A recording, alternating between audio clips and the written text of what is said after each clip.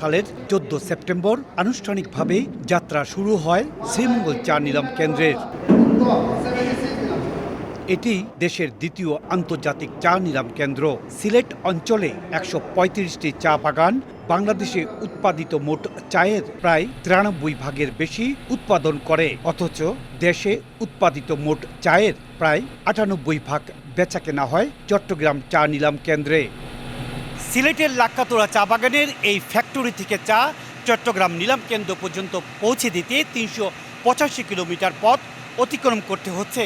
ফলে পরিবহন খরচ বাড়ার পাশাপাশি চায়ের গুণগত মান ধরে রাখা সম্ভব হচ্ছে না বলে জানালেন সংশ্লিষ্টরা।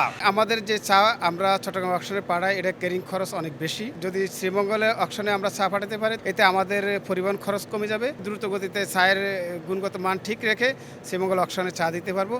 চা বাগান ব্যবসায়ীদের মতে সৃমঙ্গলের চা নিলাম কেন্দ্র এখনও প্রত্যাশিত সুফল পুরোপুরি অর্জন করতে পারেনি। অবকাঠামো, গুদাম, পরিবহন ও ব্যাংকিং সহায়ক ব্যবস্থার সীমাবদ্ধতার কথা জানান ব্যবসায়ীরা। চিটাগাঙ্গে একটা বায়ার সেলার সবাই মিলে একটা গ্রুপের মতো আছে আর কি।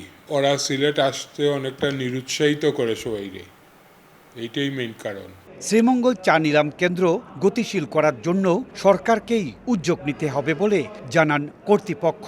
সেলিং এবং বাইং এর জন্য ক্যাটালগের অন্তর্ভুক্ত করার জন্য সরকারকে নির্দেশনা দিয়ে দেয়, তাহলে অটোমেটিক্যালি ভাইয়েরা এখানে আসতে বাধ্য।